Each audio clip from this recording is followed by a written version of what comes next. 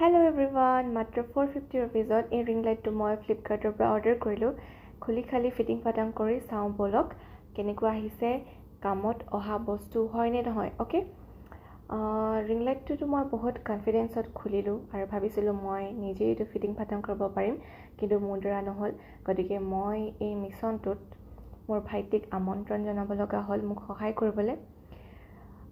ভাইটি মোৰ আগত বহুত স্মাৰ্ট এণ্ড ইণ্টেলিজেণ্ট দেখাই থাকে, যিটো সি নহয়, কাৰণ সিও নোৱাৰিলে মোৰ দৰেই মানে আৰু কি বুলি ক'ম আৰু সিও ইউটিউবৰ ভিডিঅ' চাই কৰি আছে।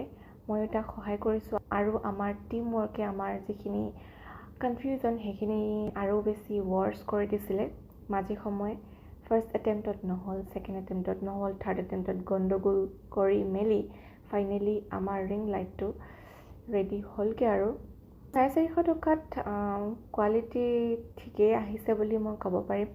আপোনালোকৰ ধুনীয়াকৈ কাম চলিব আৰু বিগিনাৰ্ছৰ কাৰণে ইয়াতকৈ বেছি দামী বস্তু লোৱাটো কোনো ধৰণৰ প্ৰয়োজনীয়তা আছে বুলি মই নাভাবোঁ।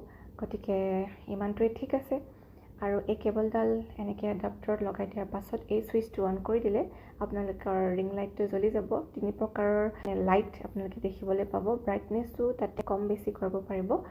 গতিকে সেয়াই আৰু লিংক লাগিলে কমেণ্ট কৰিব। আজিলৈ আহিছোঁ, বাই বাই, নতুন এটা ভিডিঅ'ত লগ পাম।